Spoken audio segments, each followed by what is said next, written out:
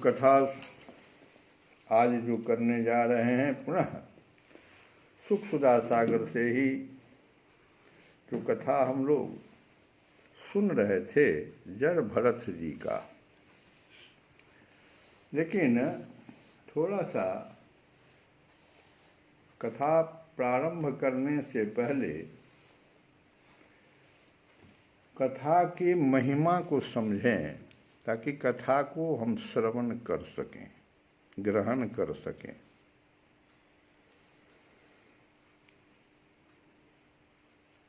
भगवान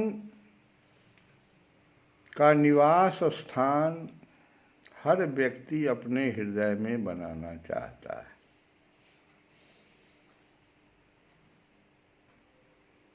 अंतःकरण जिसको कि मन, बुद्धि, चित्त और अहंकार, ये चार चीजों से अंतःकरण की रचना हुई है। मन, बुद्धि, चित्त और अहंकार, इसी को अंतःकरण कहते हैं। मन वहीं बैठा हुआ है, बुद्धि भी वहीं बैठी हुई है।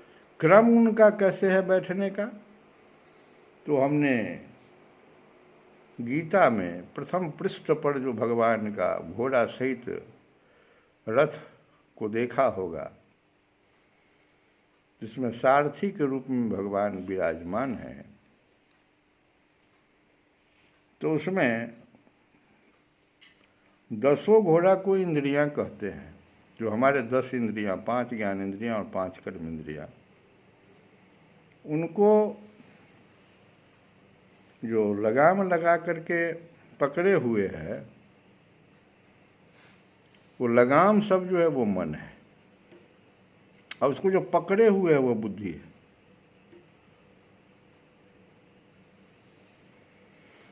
और चेतनता किसकी है? अर्जुन की वहां है। वो अहंकार भी उसके पास है, उस जगह बुद्धि भी उसी की है। भगवान से वो कुछ प्रश्न कर रहा है, जो हम लोग आज 10 दिन से कथा में ही सुन रहे थे कि भगवान से एक ही तो प्रश्न कर रहा है कि हमको इस घोर कर्म में क्यों प्रभु लगा रहे हो। ये कब बोल रहा है अर्जुन?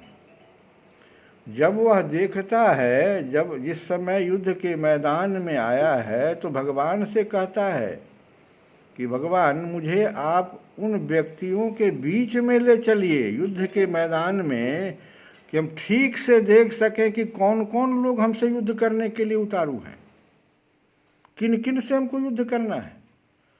उस समय तो इतना बेचैन है वो युद्ध के लिए।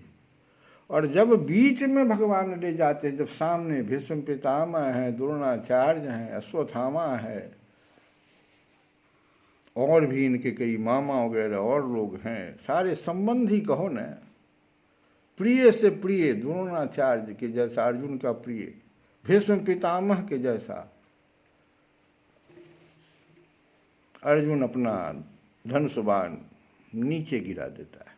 कहता है हमको घोर इस युद्ध में क्यों भगवान धकेल रहे हैं। जब कर्म न करने से ही जब हमको सब तरह से सब कुछ मिल सकता है, आप एक तरफ हमको कहते हैं ज्ञान मार्ग से ही सब हो जाता है, तो फिर इस किस कर्म में क्यों हमको। यही कथा हम आज उस कथा को सुनना चाहिए। 10 दिनों से हम कथा यही चला रहे हैं और अंतिम निष्कर्ष कल निकाल दिए कि बिना कर्म किए हुए व्यक्ति, अर्जुन जिस तरह से बोल रहा था वो मिथ्याचारी, भगवान उसको मिथ्याचारी दंभिक है। क्योंकि ये शरीर जो हम जिसको प्राप्त करके चल रहे हैं, ये सांसारिक चीज़ है, प्रकृति से प्राप्त है, और ये सही शरीर बिना कर्म किए हुए रह ही नहीं सकता है। अगर हम सभी इंद्रियों को रोक भी दें कर्म करने से मिथ्याचारी की तरह, तो मन जो है ये हमें कई तरह का जागृत, स्वप्न, निद्रा, इवन साधना अवस्था में, किसी भी अवस्था में हम चले क्यों नहीं जाएं, ये मन हमारे साथ रहेगा और ये विषयों में लगा रहेगा। बुद्धि उधर भागती ही रहेगी, जिधर मेरा मन कर रहा है, बुद्धि कर रही है, उधर उस विषय में जाएगा ही, कर्म तो करता रहेगा। इसीलिए अर्जुन ये मिथ्याचारियों से तो अच्छा है कि कर्तव्यनिष्ठ होकर के शास्त्र विहित कर्म करो। कोई कलंक नहीं, कोई तुम्हारे ऊपर नहीं, कभी बंधन में नहीं आओगे अगर तुम शास्त्र विहित कर्म आसक्ति रहित होकर के करो, निष्काम भाव से करो, मुझे देखते हुए करो। तो हर मनुष्य चाहता है कि भगवान का निवास, भगवान। अर्जुन का प्रश्न ही जो पहला था, जिस समय वो कह रहा था कि मुझे श्रेयतम मार्ग बताइए, मेरे कल्याण का मार्ग बताइए। हर व्यक्ति कल्याण चाहता है अपना, कोई नरक नहीं जाना चाहता है।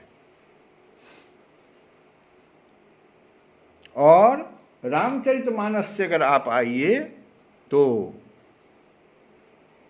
अंतःकरण को चित्रकूट बनाना पड़ता है। भगवान का निवास चित्रकूट में हुआ था, और चित्रकूट है क्या? अगर हम समझ जाएं चित्रकूट को तो भगवान का निवास बना लेंगे।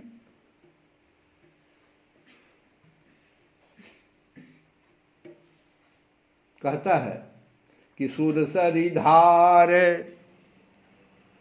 नाम मंदाकिनी, बस इतनी ही बात। जहां एक सुरसरी गंगा जी की धारा बह रही है, चित्रकूट, नाम मंदाकिनी है उसका, वहां गंगा जी नहीं, मंदाकिनी। ये कौन है गंगा जी? चित्रकूट में उनकी धारा जो बह रही है, पहले तो गंगा जी हैं कौन? ये वही गंगा जी हैं जो भगवान के चरणों से हमारे सबसे बुद्धि और विचार के सबसे बड़े महान, जिनको हम भगवान देवता या भगवान जो कहे, ब्रह्मा जी के कमंडल में आए।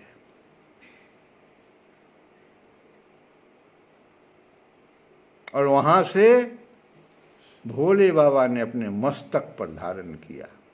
भोले बाबा कौन है? विश्वास। तो बुद्धि विचार जिसका ब्रह्मा जी के जैसा हो,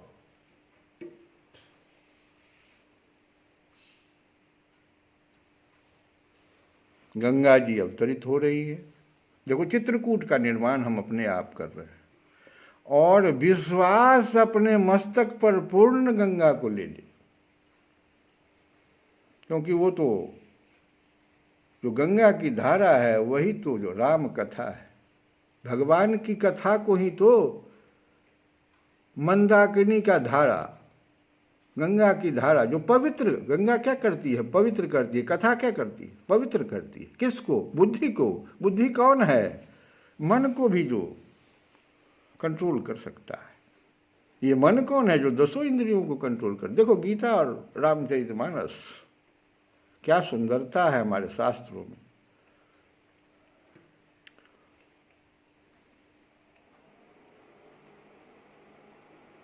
तो मंदाकिनी नदी जो है राम कथा हुआ, जीव का जो चित्त है वही चित्रकूट है, और चित्र की जो जागृत अवस्था है, उसको जो व्यग्रता है कथा सुनने का, विश्वास। देखो, पूरे गंगा जी के धारा को मस्तक में, गंगा जी के धारा, शिव श्रद्धा विश्वास रूपिणौ, भगवान शिव को विश्वास, शुरू में बोले तुलसी बाबा ने कह दिया, विश्वास और श्रद्धा। और उस कथा को फिर सुनेंगी कौन? उमा।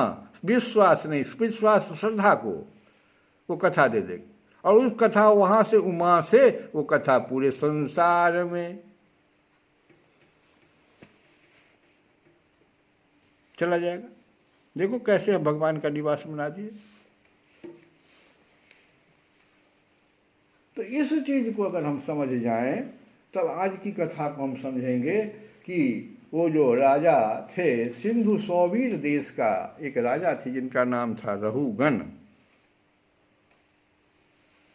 और वे एक बार पालकी पर चढ़ करके जा रहे थे। जो कहार थे उसमें से एक कहार कम पड़ गया, तो एक हृष्ट पुष्ट जवान व्यक्ति, गठीला अंगों वाला कहार दूसरे 3 कहार को दिखाई पड़ गया। भाई ये तो है, वो कौन थे? जर भरत थे, जो विचरते रहते थे, जिनके नाम पर भारत है पड़ा हुआ। इनकी कथा हम पीछे सुने हैं। अब उनसे सीधा सीधी कहार को उस पालकी को उठाने की बात कही गई और वो उठा लिए, क्योंकि अपने शरीर को शरीर मानते ही नहीं थे। वो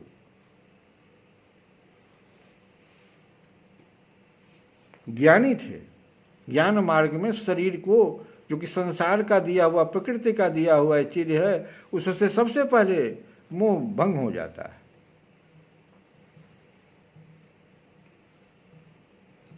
तो लेकिन दिक्कत ये था कि वो जब भी पैर बढ़ाते थे तो प्रत्येक पैर के नीचे वो देखते थे कि कोई हमारे पैर के नीचे जीव ना आ जाए, इसलिए थोड़ा टेढ़ा मेढ़ा चलते थे, तो राजा का पालकी हिलता था।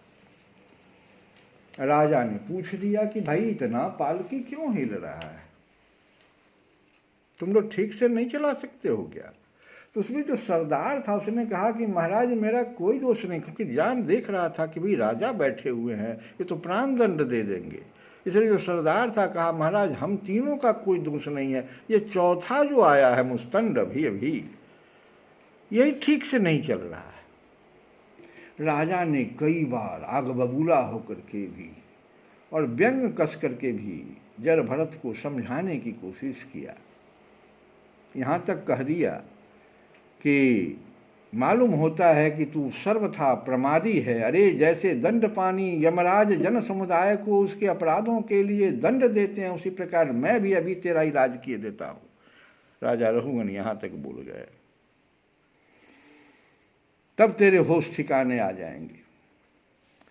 अब देखो यहाँ पर क्या दिक्कत है। राजा को राजा होने का अभिमान था, अनाप शनाप बोले चला जा रहा था, वो अपने को बड़ा पंडित समझ रहा था, वह रज और तम युक्त अभिमान के वशीभूत होकर राजा था, इसलिए रजोगुण बहुत था उसमें और तमोगुण आ गया। इन दोनों के चलते वशीभूत होकर उसने भगवान के अनन्य प्रीति पात्र भक्तवर भरत जी का तिरस्कार कर दिया। पहचान नहीं पाया कि ये तो जीव सबके, प्रत्येक जीव को देख रहा है, पूछता कम से कम कि ऐसे क्यों तुम चल रहे हो, क्या दिक्कत है, सो नहीं किया। तब जर भरत जी ने जवाब दिया कि राजन तुमने जो कुछ कहा वह यथार्थ है, उसमें कोई उलाहना नहीं है। यदि भार नाम की कोई वस्तु है तो ढोने वाले के लिए है, यदि कोई मार्ग है तो वह चलने वाले के लिए है। मेरा अगर मोटापन भी है तो उसी का है। यह सब शरीर के लिए कहा जाता है, आत्मा के लिए नहीं। ज्ञानी जन ऐसी बात नहीं करते। कितनी बड़ी बात बोल गए, पालकी उठाने वाले, इतनी गूढ़ बात। और राजा बहुत विद्वान था। स्थूलता, कृशता, आधि, व्याधि, भूख, प्यास, भय, कलह, इच्छा, बुढ़ापा, निंद्रा, प्रेम, क्रोध, अभिमान और शोक, ये सब धर्म देहाभिमान को लेकर उत्पन्न होने वाले जीव में रहते हैं। जिसको देहाभिमान होता है, जो शरीर को ही सब कुछ समझता है, उसमें ही स्थूलता, कृशता, आधि, व्याधि, भूख, प्यास, भय, कलह, इच्छा, बुढ़ापा, निंद्रा, प्रेम, क्रोध, अभिमान और शोक, ये सब उत्पन्न होते रहते हैं। मुझ में तो इनका लेस भी नहीं है। अब देखो राजन, तुमने जो जीने मरने की बात कही, सो जितने भी विकारी पदार्थ हैं,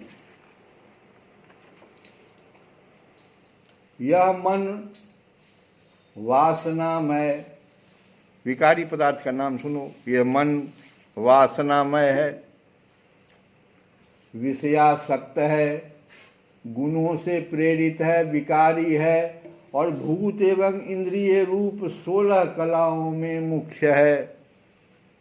ये 16 कला हम लोग जानते हैं, 5 ज्ञान इंद्रियां, 5 कर्म इंद्रियां, 5 रस इंद्रियां, जो हम लोग 15 और 1 मन 16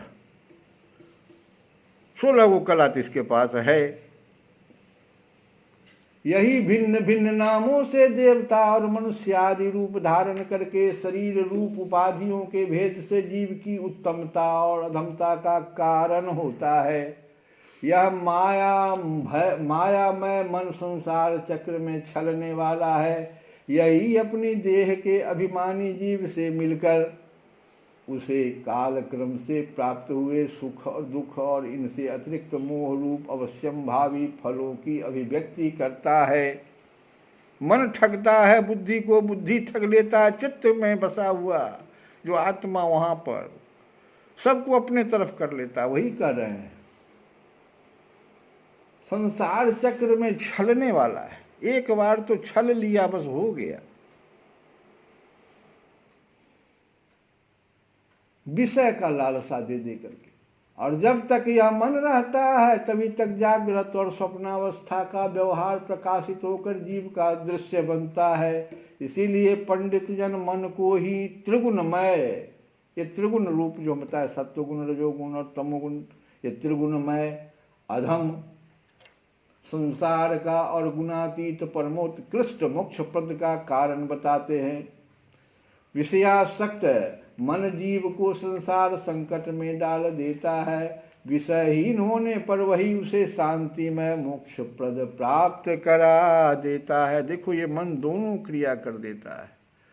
जब ये विषयासक्त हो जाता है तो संसार के बंधन में, संसार सागर में डुबो देता है, कई जन्मों के फेरे में डाल देता है। लेकिन जब यह विषयासक्त नहीं होता, विषयहीन हो जाता है, तो फिर शांति भी दे देता है, मोक्ष पद प्राप्त करा देता है। जिस प्रकार घी से भीगी हुई बत्ती को खाने वाले दीपक से तो धुएं वाली शिखा निकलती रहती है, और जब घी समाप्त हो जाता है तब वो अपने कारण अग्नि तत्व में लीन हो जाता है। उसी प्रकार विषय और कर्मों में आसक्त हुआ मन तरह तरह की वृत्तियों का आश्रय लिए रहता है, और इनसे मुक्त होने पर वो अपने तत्व में लीन हो जाता है। हम लोग इस मन को समझने की कोशिश करें। बिरबल 5 कर्म इंद्रियां, 5 ज्ञान इंद्रियां और 1 अहंकार, ये 11 मन की वृत्तियां हैं, तथा 5 प्रकार के कर्म, 5 तन्मात्र और 1 शरीर, ये 11 उनके आधारभूत विषय कहे जाते हैं। गंध, रूप, स्पर्श, रस और शब्द, ये 5 ज्ञानेंद्रियों के विषय हैं। मल त्याग, संभोग, गमन, भाषण और लेना देना आदि व्यापार, ये 5 कर्मेंद्रियों के विषय हैं। तथा शरीर को यह मेरा है इस प्रकार स्वीकार करना अहंकार का विषय है। कुछ लोग अहंकार को मन की 12वीं वृत्ति और उसके आश्रय शरीर को 12वां विषय मानते हैं। ये मन की 11 वृत्तियां, विषय, स्वभाव, आश्रय, संस्कार जिसको कहते हैं, कर्म और काल के द्वारा सैकड़ों, हजारों और करोड़ों भेदों में परिणत हो जाती है, किंतु इनकी सत्ता क्षेत्रज्ञ आत्मा की सत्ता से ही है, स्वतः या परस्पर मिलकर नहीं है। ऐसा होने पर भी मन से क्षेत्रज्ञ का कोई संबंध नहीं है। यह तो जीव की ही माया निर्मित उपाधि है। यह प्राय संसार बंधन में डालने वाले अविशुद्ध कर्मों में ही प्रवृत्त रहता है। इसकी उपर्युक्त वृत्तियां प्रवाह रूप से नित्य ही रहती है। जागृत और स्वप्न के समय वे प्रकट हो जाती है और सुषुप्ति में छिप जाती है। इन दोनों ही अवस्थाओं में ये क्षेत्रज्ञ जो विशुद्ध चिन्ह मात्र है, मन की इन वृत्तियों को साक्षी रूप से देखता रहता है। बार बार क्षेत्रज्ञ शब्द में आत्मा, क्षेत्र और क्षेत्रज्ञ, क्षेत्र शरीर और आत्मा जो इसके भीतर बैठा हुआ, वो विशुद्ध चिन्ह मात्र है, लेकिन मन की इन वृत्तियों को देखता रहता है। वो साक्षी रूप में देखता रहता है कि क्या क्या हो रहा है भाई। यह क्षेत्रज्ञ परमात्मा सर्वव्यापक जगत का आदि कारण, परिपूर्ण, अपरोक्ष, स्वयं प्रकाश, अजन्मा, ब्रह्मादि का ही भी नियंता और अपने अधीन रहने वाली माया के द्वारा सबके अंतःकरणों में रहकर जीवों को प्रेरित करने वाला समस्त भूतों का आश्रय रूप भगवान वासुदेव है। ये आत्मा का कौन है? ये ईश्वर अंश जीव अविनाशी, भगवान का अंश है, सर्वव्यापक है, जगत का आदि कारण है, परिपूर्ण है, अपरोक्ष है, स्वयं प्रकाश है, अजन्मा है।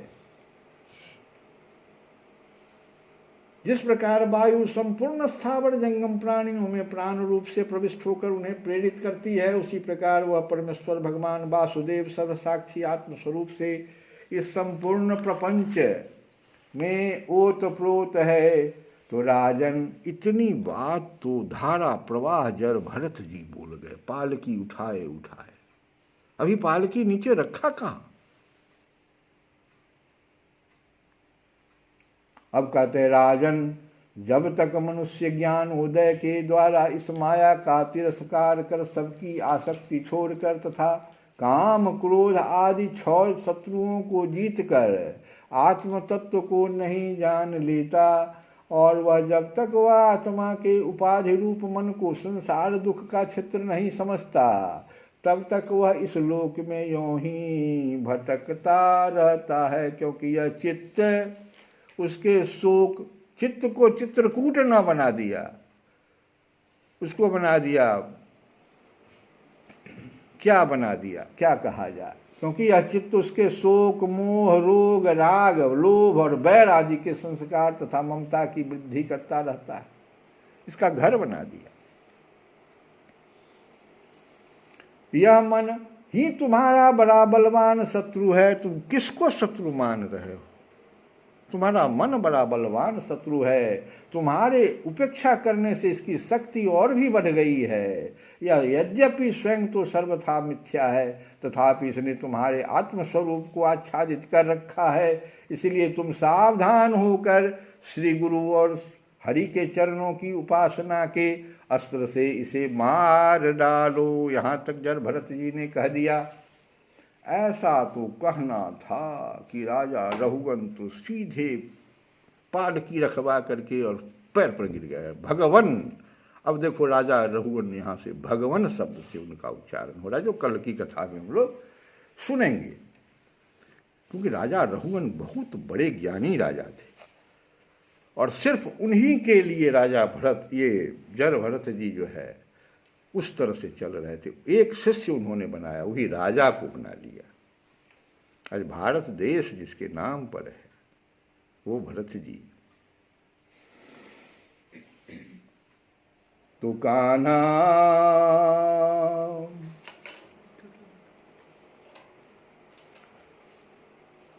हे नंद लाला,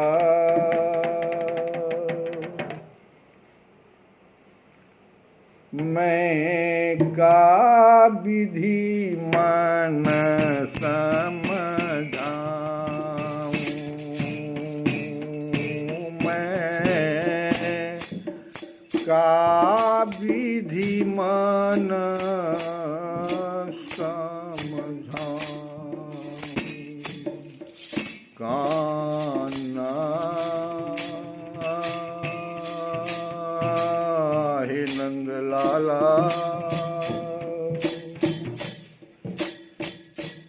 मैं का विधि मन समझाऊं, मैं का विधि मन समझाऊं। यही तो कथा कर रहे थे ना, यही तो कथा गा रहे थे। कैसे समझावे इसको? भरत जी ने तो स्पष्ट शब्दों में कहा, ये मन ही तुम्हारा सबसे बड़ा शत्रु है। और ये भजन में गा रहे हैं, का विधि मन समझा। किससे कह रहा है? कह किससे रहा है वो कवि? इस कान्हा से। ये कान्हा, ये नंद लाला,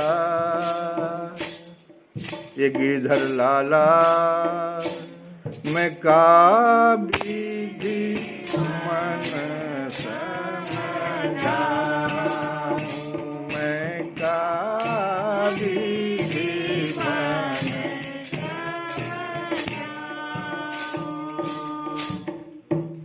बोलत जावे, बोलत जावे मन मोरे,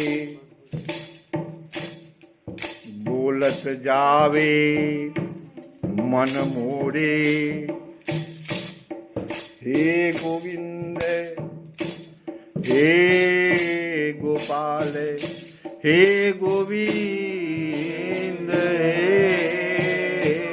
गोपाल, बोलत जावे मन मोरे,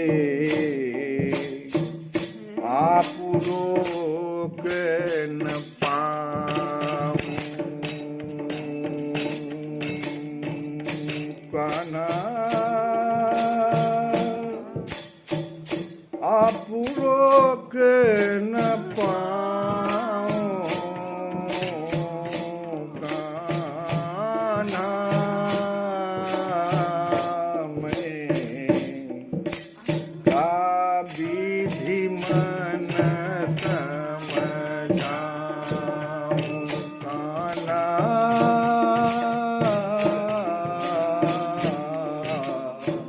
का विधि मन।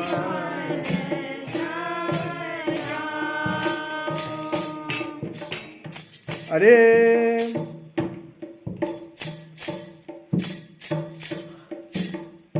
अब अजब गिरिधर गोपाला नंद को लाला, बार बार देखो भक्त जो है बहुत, आज बहुत भक्त जो है तरस रहा है, बार बार भगवान का नाम ले रहा है, कहता है गिरिधर गोपाला नंद को लाला, तू छलिया छल बिहारी, तू छलिया छल बिहारी, गिरधर गोपाला ए नंद के लाला, तू छलिया छल बिहारी, तू छलिया छल बिहारी। अजब रूप है जग में तेरो, अरे अजब रूप है जग में तेरो, अरे बार बार बलिहारी, तू छलिया छल बिहारी, तू छलिया छल बिहारी, तू छलिया छल बिहारी। अजब रूप है जग में तेरो, बार बार बलिहारी, तू छलिया छल बिहारी, तू छलिया छल बिहारी। हे कृष्ण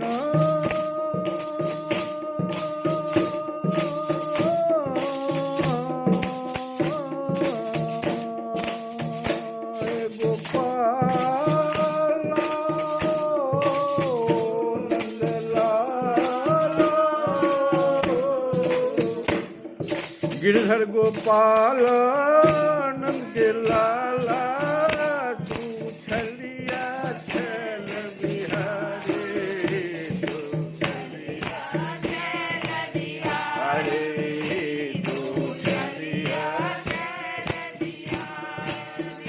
जिसके चित्त में नंद लाल बसे, जिसके चित्त में नंद लाल बसे, जिसके चित्त में नंद लाल बसे, जिसके चित्त में नंद लाल बसे, वो जग में हो जावे न्यारो, वो जग में हो जावे न्यारो, ताके चलावन हार बने, चलावनहार बने बस कान्हा बंसी बारो, बस कान्हा बंसी बारो। गिरधर गोपाला नंद के लाला, गिरधर गोपाला नंद के लाला।